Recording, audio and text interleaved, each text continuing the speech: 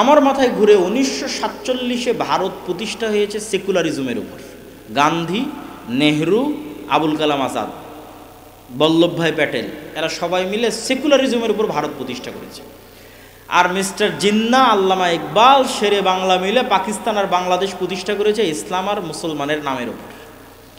আজকে 70-75 বছর পর ওই পাকিস্তান আর এই বাংলাদেশ পাল্লা দিয়ে পৃথিবীকে বলছে, দেখো আমি কত বড় সেকুলার, আমি কত বড় উদার, আমি কত বড় ধর্মবিদ্বেষী নই, আমি তুমুক নই। এক রাজনৈতিক দলের দায়িত্বশীল তো আবার পাশের দেশকে আশ্বস্ত করছে যে আমরা মৌলবাদী নই। তো এরা হচ্ছে পাল্লা দিয়ে পৃথিবীকে দেখাচ্ছে, দেখো কি আমি সেকুলার, আমি মৌলবাদী না। এবার যেই দেশ 1947-এ সেকুলারিজমের উপর প্রতিষ্ঠা হয়েছিল সেই ভারত আজ 75 বছর পর হিন্দুত্ববাদকে ডঙ্কে কি চোট পার, মানে দুনিয়ার কারো কথার পরোয়া না করে হিন্দুত্ববাদকে রাষ্ট্র ক্ষমতায় বসিয়েছে। তাহলে একটা হিন্দুর তার নিজের দিনের উপর কনফিডেন্স কোন লেভেলের যে ও রাষ্ট্রীয়ভাবে গোমূত্র পান করতে পারে, রাষ্ট্রীয়ভাবে। তাহলে গোমূত্র পান করার মতো একটা ভ্রান্ত বিষয়ের উপর একটা হিন্দুর কনফিডেন্স কোন লেভেলের হতে পারে যে সে হিন্দুত্ববাদকে রাষ্ট্রে প্রতিষ্ঠা করে ছেড়েছে। আর এই যে মুসলমান যুবকরা ট্রল করতেছে, এ এত বড় বাপের মরদ যে আল্লাহর নবীর একটা সুন্নাত না ওর জীবনে বাস্তবায়ন করতে পেরেছে, না ওর সমাজে, না ওর রাষ্ট্রে। তো ওর চেয়ে ভীরু কাপুরুষ কেউ আছে? কেউ নাই। এই জন্য বলেছি কনফিডেন্স শিখো হিন্দুদের থেকে। যদি বলো হ্যাঁ ওদের চেয়ে সাহসী, ওদের চেয়ে বাপের বেটা, তাহলে প্রকাশ্যে বলো ইসলাম রাষ্ট্রে প্রতিষ্ঠিত হবে। হিন্দুত্ববাদ যদি রাষ্ট্রে প্রতিষ্ঠা হতে পারে, ইসলাম পারে না, তাহলে ওটা বলতে পারো না কেন? মিনমিন করো কেন? আর এই দেশে যারা রাজনীতি করতে আসবে, এই ধরনের মিনমিন করে যারা রাজনীতি করবে যে পাশের দেশকে আশ্বস্ত করেছি, এই সমস্ত গোলামের দেশে দরকার নাই। এই দেশের রাজনীতি এখন আর গোলামির বক্তব্য দিয়ে চলবে না। এখন স্বাধীনতার উপর ভিত্তি করে কথা বলতে হবে। গোলামির দিন শেষ হয়ে গেছে, আর এই গোলামির দিন আরও শেষ হবে যদি একটা প্রজন্ম বের হয়ে আসে সত্যবাদী, ন্যায়পরায়ণ। আর 3 নাম্বার গুণ কি? নিজের দিনের উপর ফুল কনফিডেন্স। এই ফুল কনফিডেন্সের একটা উদাহরণ দিলাম হিন্দুদের দিয়ে, আর একটা উদাহরণ দিই ইহুদিদের দিয়ে।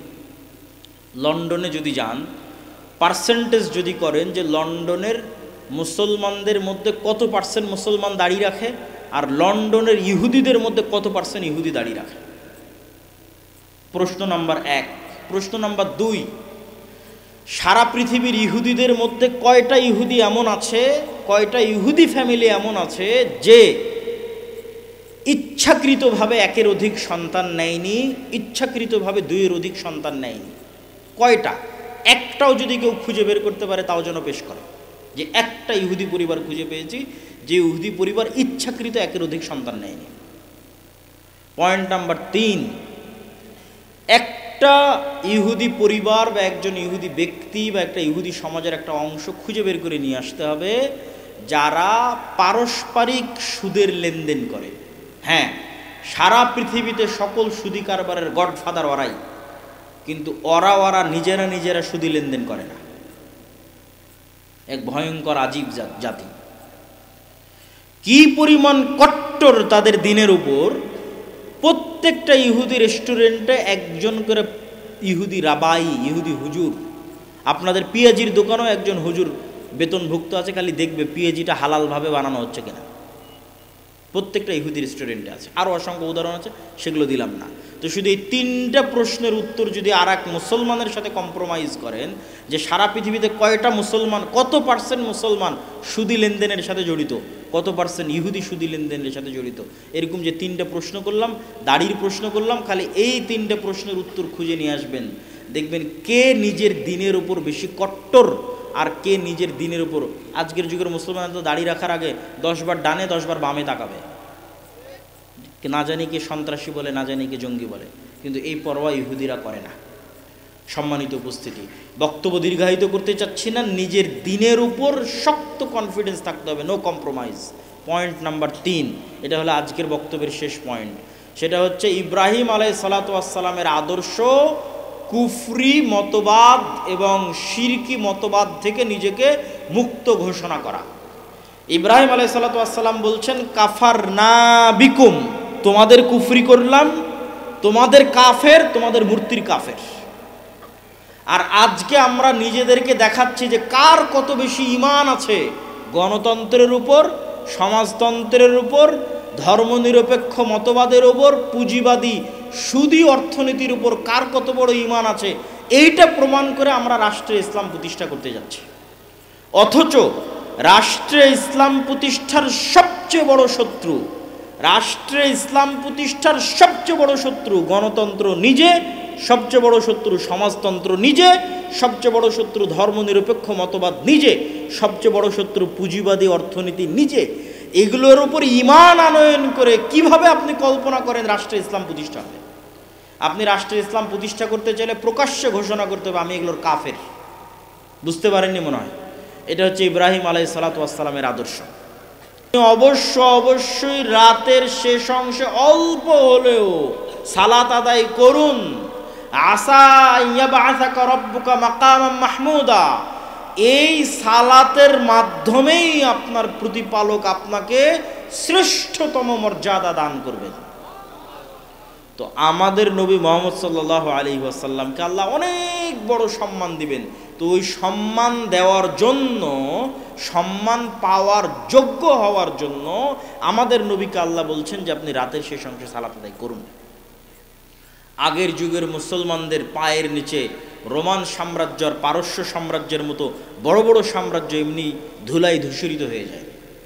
তাদের কাছে ছিল কোরআনের শক্তি, তাদের কাছে ছিল রাতের শেষ অংশের সালাতের শক্তি, রাতের শেষ অংশের সালাতের চোখের পানির শক্তি এবং পাওয়ার তাদের কাছে ছিল, এবং ফজরের পরে না ঘুমানো বরকত তাদের কাছে ছিল, কোরআনের সাথে কানেক্টিভিটি তাদের কাছে ছিল। আমাদের কাছে কি আছে?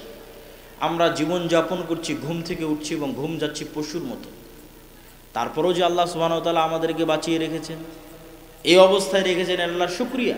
কিন্তু আমাদের ওই রকম কোনো যোগ্যতাই নাই। আমরা ঘুম থেকে উঠছি পশুর মতো, ঘুমাতে যাচ্ছি পশুর মতো। সম্মানিত উপস্থিতি, আমরা আলোচনা করছিলাম সময়ের গুরুত্ব সম্পর্কে। এবার এই সময়ের গুরুত্বের শেষ পয়েন্ট, তারপরে আমার বক্তব্যের দ্বিতীয় অংশে চলে যাব, ইসলামী রাষ্ট্র। সময়ের গুরুত্বের শেষ পয়েন্ট হচ্ছে সময়কে আপনি কাজে লাগাবেন কিভাবে।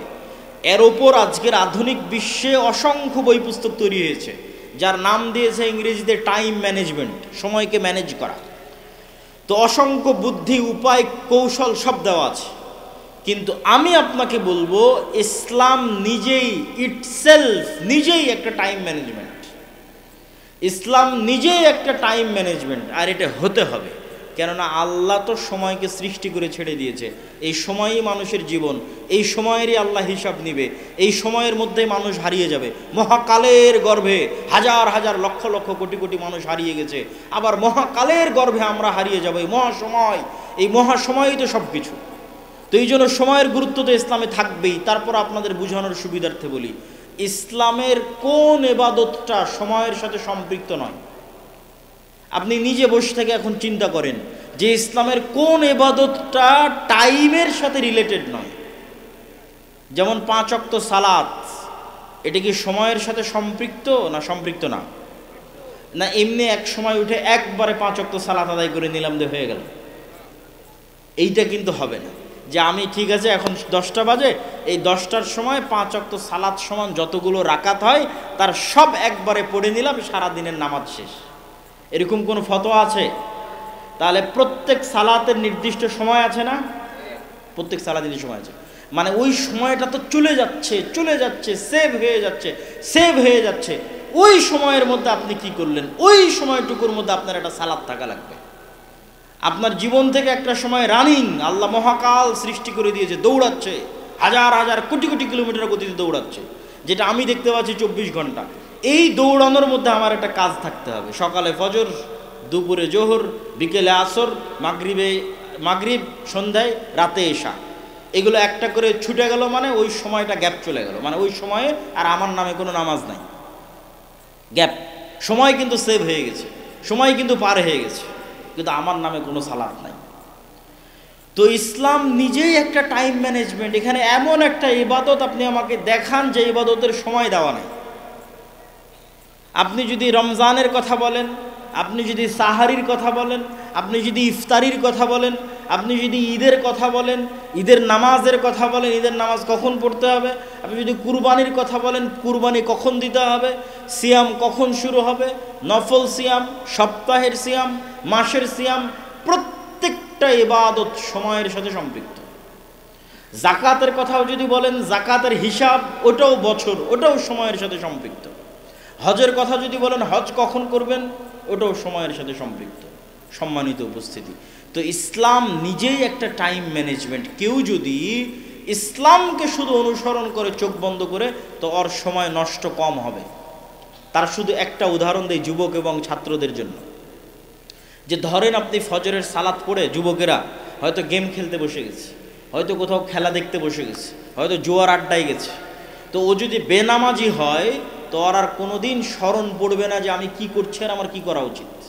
একটা মুভি দেখতেই সারা দিন পার হয়ে যাবে, একটা সিরিয়াল একের পর এক দেখতেই সারা দিন সারা রাত পার হয়ে যাবে। কিন্তু ওর যদি নামাজের বিষয়ে সচেতনতা থাকে, তাহলে জোহরের যখন আজান হবে, ওকে উজু করতে হবে, ফ্রেশ হতে হবে, মসজিদে যেতে হবে।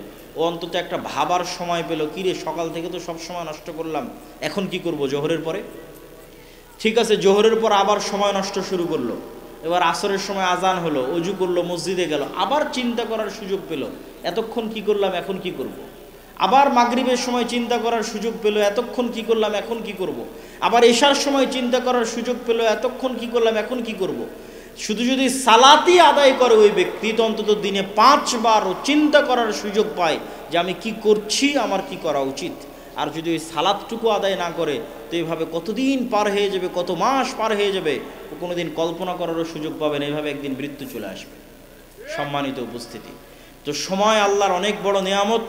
আমাদেরকে সময় মূল্যায়ন করতে হবে, বিশেষ করে ফজরের পরের সময়, বিশেষ করে রাতের শেষাংশের সময় যদি কেউ মূল্যায়ন করতে পারে, জাতি হিসেবে আমরা সফল হব। আল্লাহ কবুল করুক, আল্লাহুম্মা আমিন। বক্তব্যের দ্বিতীয় অংশ। আমি আপনাদের অধৈর্য হওয়ার আগে বিদায় নিব। কেন? আমি আসছি ঢাকা থেকে, আমাকে যেতে হবে ঢাকা। আপনাদের শ্রদ্ধেয় উস্তাদ জি শেখ আব্দুর রাজ্জাক বিন ইউসুফ, তিনি অসুস্থ থাকায় আমাকে ঢাকা থেকে আসতে হয়েছে। অতএব আপনাদের চেয়ে অনেক দূরে আমি যাব। তো আমার বক্তব্য শেষ হওয়ার আগে আপনারা উঠবেন না। আপনাদের থেকে আমি চেষ্টা করব কত দ্রুত আমি শেষ করতে পারি। ইসলামী রাষ্ট্র, এই জুলাই আগস্টের আন্দোলনের পরে বাংলাদেশের সবচেয়ে আলোচিত একটা ইস্যু হচ্ছে রাষ্ট্র ব্যবস্থা ইসলাম। তো রাষ্ট্র ব্যবস্থায় ইসলাম, কেউ বলতেছে হ্যাঁ সব মুসলমান তো বিশ্বাস করে যে রাষ্ট্রে ইসলাম লাগবে, কেউ বলতেছে ইসলাম প্রতিষ্ঠা করতে হবে গণতান্ত্রিক নির্বাচনের মাধ্যমে, কেউ বলতেছে না এইভাবে, কেউ ওইভাবে। তো আসলে ইসলামী রাষ্ট্র বলতে কি বুঝায় এবং কিভাবে ইসলাম রাষ্ট্রে প্রতিষ্ঠিত হয়, এই অংশটুকু সবার জানা খুব জরুরি। প্রথম পয়েন্ট, ইসলামী রাষ্ট্র বলতে কি বুঝায়। আমাদের ব্রেনে পাশ্চাত্য মিডিয়া দিয়েছে ইসলামী রাষ্ট্র মানে চুরি করলে হাত কাটে নিবে, ইসলামী রাষ্ট্র মানে জেনা করলে রজমের শাস্তি হবে। এগুলো ঠিক হবে, কিন্তু ইসলামী রাষ্ট্র মানে এই দৃশ্যগুলো বুঝানো, এটা আল্লাহর নবী বুঝাননি। আমাদেরকে পাশ্চাত্য মিডিয়া বুঝেছে ইসলামী রাষ্ট্র মানে একজন মেয়েকেও বেপর্দায় বাইরে বের হতে দেওয়া যাবে না, সবাইকে বোরখা পরতে বাধ্য করা হবে। তাহলে যারা পর্দা করে না, ওরা কি চাইবে যে ইসলামী রাষ্ট্র আসুক? তখন ওরা আপনার দলকেও ভোট দিবে না, বাইরে বাইরে ইসলামের কথা বলবে, কিন্তু বাস্তবে চাইবে না যে ইসলাম ক্ষমতায় আসুক। কিন্তু আল্লাহর নবী যে ব্র্যান্ডিং করেছেন, ওই ব্র্যান্ডিংটা যদি আপনি মানুষকে বুঝাতে পারেন, তো মুসলমান বহু দূরের কথা, বেপর্দা নারী বহু দূরের কথা, হিন্দু এসে বলবে তোমরা ইসলাম প্রতিষ্ঠা করো, খ্রিস্টান এসে বলবে তোমরা ইসলাম প্রতিষ্ঠা করো। সেটা কি? রাসূলুল্লাহ সাল্লাল্লাহু আলাইহি ওয়াসাল্লাম বলেন, লা তাকুমুস সাআহ হাত্তা ইয়ানজিলা ঈসা ইবনে মারইয়াম। কিয়ামত ততদিন হবে না যতদিন মারিয়ামের সন্তান ঈসা পৃথিবীতে নেমে না আসছে। আর মারিয়ামের সন্তান ঈসা পৃথিবীতে নেমে আসার পর 3টা কাজ করবে। এক, ইয়াকসিরুস সালিব, ক্রুশকে ভেঙে দিবে। ওয়া ইয়াকতুলুল খিনজির, শুকুরকে হারাম ঘোষণা করে পৃথিবী থেকে বিদায় করে দিবে। 3 নাম্বারটা হচ্ছে সবচেয়ে গুরুত্বপূর্ণ। আগের দুটো ভিন্ন পরিবেশের সাথে সম্পৃক্ত, কি পরিবেশ সেটারও একটু ইঙ্গিত দিব। আর 3 নাম্বারটা হচ্ছে মূল, সেটা কি? উনি সমগ্র পৃথিবীতে হাকামান মুকসিতা, সমগ্র পৃথিবীতে ঈসা আলাইহিস সালাম ন্যায় বিচার প্রতিষ্ঠা করবে। বলেন আল্লাহু আকবার। ন্যায় বিচার, এটা হচ্ছে রাষ্ট্রে ইসলামের ব্র্যান্ডিং। যে ইসলাম রাষ্ট্রে গেলে কি হবে? আপনার মানুষ আপনাকে বলবে ইসলাম রাষ্ট্রে গেলে হাত কাটবে, কেউ বলবে রজম করবে, কেউ বাধ্য পর্দা করবে। আল্লাহর নবী বলছেন ইসলাম রাষ্ট্রে গেলে সমগ্র পৃথিবীতে কি প্রতিষ্ঠা হবে? ন্যায় বিচার প্রতিষ্ঠা হবে। মানে একজন মানুষও মাজলুম থাকবে না, একটা হিন্দু মাজলুম থাকবে না, একটা কুকুরও মাজলুম থাকবে না, তার নাম ন্যায় বিচার। এবং এই ব্র্যান্ডিং এর কারণেই ইসলামে ন্যায়ের গুরুত্ব কত বেশি। রাসূলুল্লাহ সাল্লাল্লাহু আলাইহি ওয়াসাল্লাম বলেন, সাবআতু ইউদিল্লুহুমুল্লাহ ইয়াওমা লা দিল্লা ইল্লা দিল্লু, 7 শ্রেণীর মানুষকে কিয়ামতের মাঠে আল্লাহ বিশেষ ছায়া দিবে। তার 1 নাম্বার ন্যায়পরায়ণ দায়িত্বশীল। মানে যে ন্যায়পরায়ণ দায়িত্বশীল, ওই নাম্বারিংয়ে যে 1 নাম্বারে চলে গেছে, তো তাহাজ্জুদ গুজার ব্যক্তিকে পিছনে ফেলে কিন্তু 1 নাম্বারে গেছে।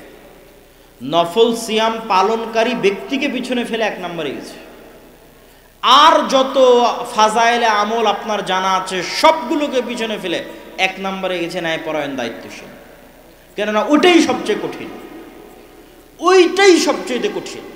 আর ওইটা একমাত্র সত্যিকার মুসলিমই ওইটা প্রতিষ্ঠা করতে পারবে। ন্যায়ের গুরুত্ব আল্লাহর নিকটে কত বেশি, আল্লাহ সুবহানাহু ওয়া তাআলা বলছেন, ইন্নাল্লাহা ইয়া'মুরুকুম বিল আদল, আল্লাহ তোমাদেরকে ন্যায় প্রতিষ্ঠা করার আদেশ দিয়েছেন। আল্লাহ আরো বলেন, লা ইয়াজরিমান্নাকুম শানআনু কওমিন আলা আল্লা তা'দিলু, হে মুমিনেরা, হে মুসলমানেরা, নির্দিষ্ট কোনো মানুষের প্রতি তোমার অন্তরে থাকা ক্ষোভ, নির্দিষ্ট কোনো দলের প্রতি তোমার অন্তরে থাকা হিংসা তোমাকে যেন অন্যায় করতে উদ্বুদ্ধ না করে, বরং ন্যায় প্রতিষ্ঠা করো, আর এটিই তাকওয়া। আল্লাহর নবী সন্তান সন্ততিকে চুমু দেওয়ার ক্ষেত্রে, ভালোবাসার ক্ষেত্রে ন্যায় প্রতিষ্ঠা করতে বলেছেন। আর আল্লাহ বিবাহের ক্ষেত্রে স্ত্রীদের উপর ন্যায় প্রতিষ্ঠা করতে বলেছেন, যে যদি ন্যায় প্রতিষ্ঠা করতে পারো তবে একের অধিক বিয়ে করো। তো এতগুলো কথা কেন বললাম? রাষ্ট্রে ইসলামের ব্র্যান্ডিং ন্যায়, আর ঈসা আলাইহিস সালাম সমগ্র পৃথিবীতে ন্যায় বিচার প্রতিষ্ঠা করবে। এখন আপনার কাছে আমার প্রশ্ন, যে ঈসা আলাইহিস সালাম যদি নিজে ন্যায়পরায়ণ না হয়, উনি কি ন্যায় প্রতিষ্ঠা করতে পারবে? পারবে না। তাহলে ঈসা আলাইহিস সালাম যে সমগ্র পৃথিবীতে ন্যায় প্রতিষ্ঠা করবে, তার জন্য 1 নম্বরে ঈসা আলাইহিস সালামকে নিজেকে ন্যায়পরায়ণ হতে হবে। আর আল্লাহ সব নবীকে জন্মগত ন্যায়পরায়ণ করে পাঠিয়েছেন, মানে জন্মই দিয়েছেন নবীদেরকে ন্যায়পরায়ণ সত্যবাদী অবস্থায়। এখন আমার আর আপনার কাছে প্রশ্ন, যে আমরা কি রাষ্ট্রে ইসলাম প্রতিষ্ঠার যোগ্য হতে পেরেছি? ওইটার প্রশ্নের 1 নম্বর আসবে যে আমরা কি ন্যায়পরায়ণ হতে পেরেছি। যদি আমরা ন্যায়পরায়ণ হতে না পারি, তো রাষ্ট্রে ইসলাম প্রতিষ্ঠার যোগ্য হতে পারিনি। এবার বাস্তব উদাহরণে আসেন। আপনাদের এই চারঘাট, বাঘা, রাজশাহীর এই অঞ্চলের যত মানুষ আপনারা এখানে উপস্থিত আছেন, যতজন মিডিয়ার মাধ্যমে শুনবেন, আশেপাশের পাড়া প্রতিবেশী সবার কাছে চেক করবেন আমার এই প্রশ্নটা। 2টা উদাহরণ দিব।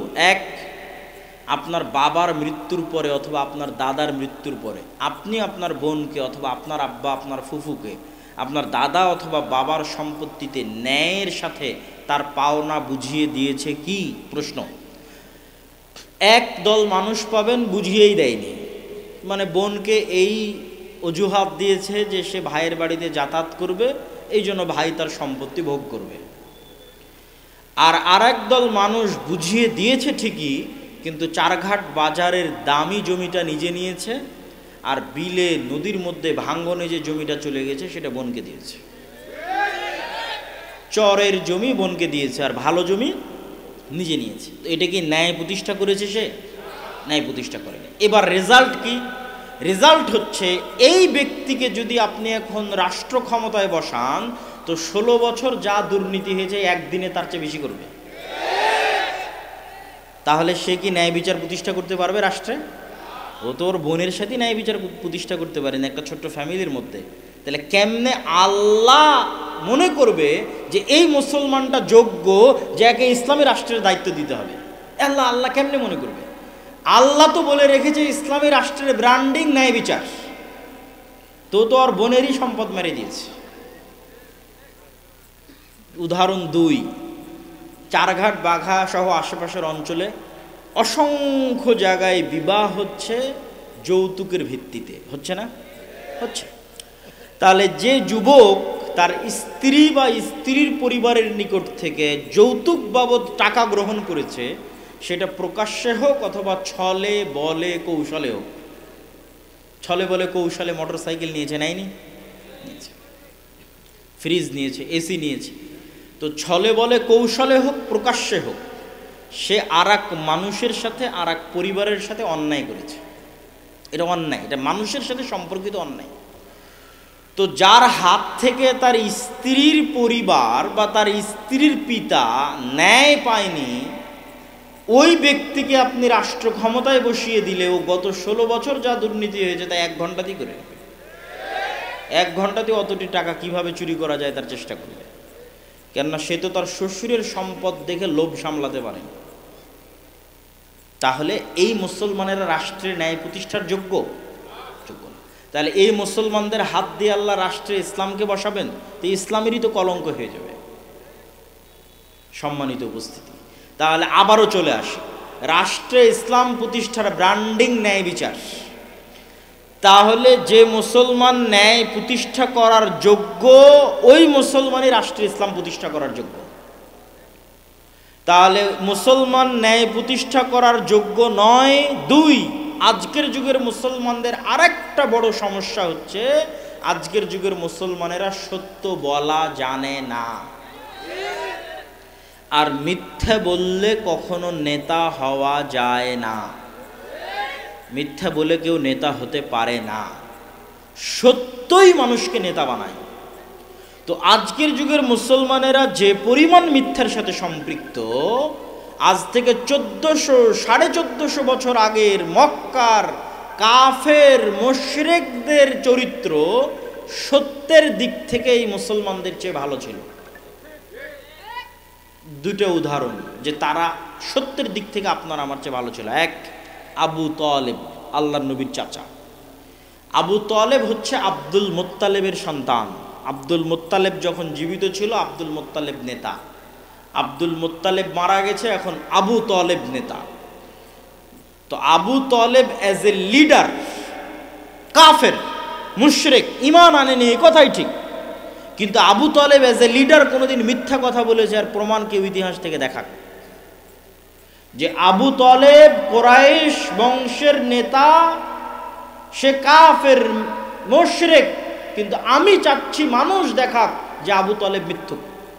আপনারা খুঁজেন আজ থেকে, প্রমাণ দিবেন যে আবু তালেব কাফের মুশরিক কিন্তু মিথ্যা বলেছে। বরং এর উল্টাটা দেখতে পাবেন খুঁজতে গেলে, যে আল্লাহর নবীর চাচা আবু তালেব তার মুখের জিহ্বার দাম রক্ষা করতে গিয়ে 3 বছর, একটানা 3 বছর নিজ ভাতিজার সাথে না খেয়ে জীবনযাপন করেছে। সে আবি তালেবে কাফের মুশরিক অবস্থায়, কিন্তু জবানের দাম আছে, মিথ্যা বলা যায় না। লিডার মিথ্যা বললে কোনোদিন নেতা হওয়া যায় না। উদাহরণ 2, আবু সুফিয়ান। আবু সুফিয়ান কাফের, উনি আল্লাহর নবীর বিরুদ্ধে বদরের যুদ্ধ করেছে, আল্লাহর নবীর বিরুদ্ধে উহুদের যুদ্ধে নেতৃত্ব দিয়েছে, খন্দকের যুদ্ধে সারা আরবের 10,000 সেনাবাহিনী একত্রিত করে খন্দককে মাটির সাথে মিশিয়ে দিবে, এই মদিনাকে মাটির সাথে মিশিয়ে দিবে। আল্লাহর নবী তো হতবিহ্বল, এই 10,000 সেনাবাহিনী কোথায় 1,500-2,000 মানুষ মদিনায় বসবাস করে, কি করব। সাহাবীদের নিয়ে পরামর্শ করছেন। সালমান আল ফার্সি বলছে আল্লাহর নবী একটা বুদ্ধি দিই। তো বলে কি বুদ্ধি? 1 ঘোড়া 1 লাফ দিলে সর্বোচ্চ যতদূর যেতে পারে তার চেয়ে বড় করে গর্ত খনন করে। তাহলে ঘোড়া 1 লাফে ওই গর্ত পার হতে পারবে না। বিশাল যে ঘোড়সওয়ার বাহিনী আসবে, ওকে গর্তের কাছে থেমে যেতে হবে, থেমে গিয়ে গর্তে নেমে উঠে তারপরে পার হতে হবে। এই যে গতি স্লো হয়ে গেল, এই স্লো গতিতে আমরা উপর থেকে তীর চালাবো। তো আল্লাহর নবী তার এই পরামর্শ গ্রহণ করে নিলেন, মদিনার যেই যেই পাশে পাহাড় ছিল সেই পাশ বাদ দিয়ে চারিদিকে খন্দক করলেন। তো এই খন্দকের যুদ্ধে আল্লাহর নবীর মদিনাকে ধ্বংস করে দেওয়ার কাজের নেতৃত্ব দিচ্ছে আবু সুফিয়ান। এই আবু সুফিয়ান হুদাইবিয়ার সন্ধির পরে ব্যবসায়িক কাজে সিরিয়া গেছে, তৎকালীন সিরিয়ার রাজধানী জেরুজালেম, আজকের ফিলিস্তিন। তো হুদাইবিয়ার সন্ধির পরে আবু সুফিয়ান গেছে ব্যবসায়িক কাজে, আর আল্লাহর নবীর তো ব্যবসা নাই। আল্লাহর নবী চিঠি লিখেছেন বাদশাহ হিরাক্লিয়াসের কাছে ইসলামের দাওয়াত নিয়ে।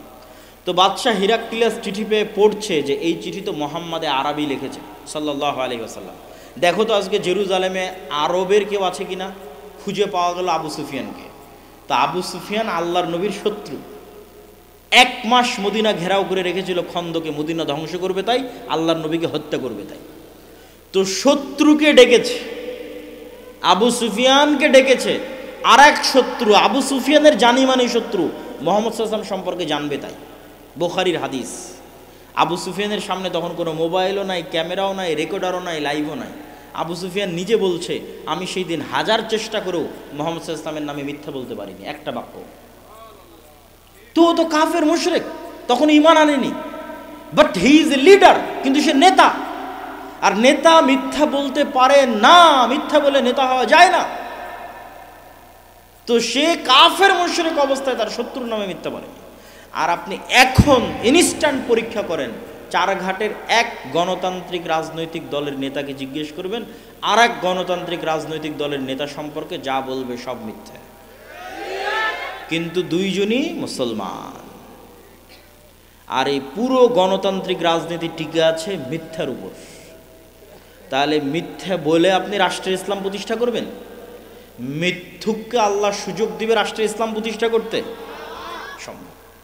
রাসূলুল্লাহ সাল্লাল্লাহু আলাইহি ওয়াসাল্লাম বলেন, সালাসুন মান কুন্না ফীহি, 3টে অথবা 4টে বৈশিষ্ট্য যার মধ্যে আছে, মুনাফিকান খালেসা, খাঁটি নির্ভেজাল মুনাফিক। এক, কথা বললে মিথ্যা বলে, তাকে আল্লাহর নবী কি বললেন? মুনাফিক। 2, তাকে কোনো দায়িত্ব দেওয়া হয়েছে, সেই দায়িত্বের আমানতের সাথে খেয়ানত করে। তো এই হাদিসটা এবং ইসলামের এই চিত্রটা, যে ইসলাম মানে সে সত্যবাদী ন্যায়পরায়ণ মুসলিম হবে, এই চিত্রটা আমরা মানুষকে বুঝাতে আমরা আলেম ওলামারা এই পরিমাণ ব্যর্থ যে মানুষ প্রকাশ্যে বলছে যে আমি প্রশ্ন ফাঁস করার টাকা আল্লাহর রাস্তায় দান করি। নাউজুবিল্লাহ। তাহলে ওই মানুষকে আমরা ইসলাম শেখাতে ব্যর্থ। সে প্রশ্ন ফাঁস করার টাকা আল্লাহর রাস্তায় দান করে। আপনি এরকম কত OC, DC, SP, AC land, sub registrar নেবেন, এরা নিজ নিজ পদের দায়িত্বের আমানতের সাথে খেয়ানত করে যে টাকা অর্জন করেছে ওই টাকা দিয়ে হজ করতে গেছে। তাহলে আমরা তাদেরকে ইসলাম বুঝাতে পেরেছি? পারিনি। ওদেরকে আল্লাহর নবী বলেছেন মুনাফিক। কি বলেছেন? মুনাফিক। আর মুনাফিক মুসলিম কখনো নেতা হতে পারে না। তাহলে আপনি চারিদিকে তাকিয়ে এখন একটা মুসলমান খুঁজে বের করেন যাকে আল্লাহ ইসলামী রাষ্ট্রের নেতা বানাবে, একটাও খুঁজে পাবেন না। এটাই হলো সবচেয়ে হতাশা। তো যদি খুঁজে না পাবেন তাহলে জিজ্ঞেস কেন করেন যে রাষ্ট্রে ইসলাম প্রতিষ্ঠা করতে হবে? যোগ্য তো না আমরা রাষ্ট্রে ইসলাম প্রতিষ্ঠা করার। আর এই জিনিসটা আমি আরও বেশি রিয়ালাইজ করেছি, আরও বেশি অনুভব করেছি যখন ইউরোপে, ইংল্যান্ডে মুসলমানদেরকে দেখেছি। মুসলমানেরা দেধারসে আর এক খ্রিস্টান রাষ্ট্রের কাছে, আর এক কাফের রাষ্ট্রের কাছে মিথ্যা বলতেছে। ওই খ্রিস্টান কাফের রাষ্ট্রের কাছে 2টা টাকা বেশি পাবে তাই। মানে মুসলমানে তো মিথ্যা বলছেই, কিন্তু এক মুসলমান যে বলে যে আমি কালেমা পড়েছি আশহাদু আল্লা ইলাহা ইল্লাল্লাহ, সে নাকি নবীর উম্মত। তো নবীর উম্মতের নবীর কি অপমান, আর এই কালেমার কি অপমান যে কালেমা পাঠকারী মুসলমান আর এক খ্রিস্টান আর এক কাফের এবং কাফের রাষ্ট্রের কাছে মিথ্যা বলছে 2টা টাকা বেশি নেওয়ার জন্য। বলেন নাউজুবিল্লাহ। এই হলো মুসলমানদের আত্মমর্যাদা, এই হলো মুসলমানদের আত্মসম্মান। সম্মানিত উপস্থিতি, তাহলে আমাদের এই চারিত্রিক গুণ যতদিন উন্নত না হবে, একটা প্রজন্ম যতদিন আমরা তৈরি না করতে পারবো যে প্রজন্ম সত্যের উপর অটল, ন্যায়ের উপর অটল, ন্যায় প্রতিষ্ঠা করবে, ন্যায় প্রতিষ্ঠার আন্দোলন করবে, ন্যায় প্রতিষ্ঠার সংগ্রাম করবে। আপনি মসজিদে যান, মাদ্রাসায় যান, ইসলামী দলে যান, ইসলামী আন্দোলনে যান, সব জায়গায় নামাজ আছে, সিয়াম আছে, সালাত আছে, আকীদা আছে, নাই তো কি ন্যায়পরায়ণতা নাই। এইটা বাস্তবতা এবং সত্য বলছি। ওই মাদ্রাসার সাথে এই মাদ্রাসার মিল নাই, ওই দলের সাথে এই দলের মিল নাই। ভিতরে যান, বাহিরে বক্তাদের মুখে শুনবেন যে মাসলা মাসাইল আদর্শ, এগুলো আদর্শ মাসলা মাসাইল কিছু না। ভেতরে গিয়ে দেখেন হয় একজন অন্যায় করছে আর একজন মাজলুম, আর কিছু না। ইসলামী দলের নেতা যে কর্মী বেশি চামচামি করেছে ওকেই পদ দিয়েছে, আর যে কর্মী কঠোর পরিশ্রম করেছে ওকে পদ দেয়নি। তাবলিগ জামাতের গন্ডগোল যান, চ্যালেঞ্জ দিলাম, বাহির থেকে আপনার মনে হচ্ছে যে না এখানে মনে হয় ফতোয়া মাসলা মাসাইলের কিছু না। ভেতরে গিয়ে দেখেন একজন জালেম আর একজন মাজলুম। মসজিদে যান, মাদ্রাসায় যান, মাদ্রাসার পরিচালক, মসজিদ কমিটির সভাপতি, সে তার মসজিদের দায়িত্বশীল যারা আছে তাদের প্রতি ন্যায় করতে পেরেছে। মাদ্রাসার পরিচালক তার মাদ্রাসার শিক্ষকদের প্রতি ন্যায় করতে পেরেছে। সালাত, সিয়াম, হজ, যাকাত সবই আছে, বাবা ন্যায় নাই। তো যিনি ন্যায় প্রতিষ্ঠা করতে পারেননি তার দলে, যিনি ন্যায় প্রতিষ্ঠা করতে পারেননি তার মাদ্রাসায়, তাকে আল্লাহ কেমনে যোগ্য মনে করবে যে সে রাষ্ট্রে ন্যায় প্রতিষ্ঠা করতে পারে? অতএব আমাদের মূল জায়গায় হাত দিতে হবে, ন্যায় প্রতিষ্ঠার আন্দোলন করতে হবে। চারঘাটের মানুষ, যুবকেরা যদি মনে করে আমরা রাষ্ট্রে ইসলাম দেখতে চাই, তাহলে তোমার সমাজে অন্যায় বন্ধ করো। যেখানে জানাজা পড়াতে গেছে ওখানে জানাজা পড়িয়ে ওর মেয়েকে ওর ন্যায্য হিস্সা বুঝিয়ে দাও, ন্যায় প্রতিষ্ঠা করো।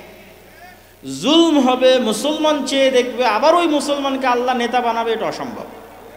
মোহাম্মদ বিন কাসেম সিন্ধু বিজয় করতে এসেছিল, আমরা জানি ইসলাম প্রচারের জন্য এসেছিল। আপনি ইতিহাস ঘেটে দেখেন, সিন্ধু বিজয় করতে এসেছিল অত্যাচারিত মা এবং বোনদেরকে বাঁচানোর জন্য, ইতিহাস তাই লেখা আছে।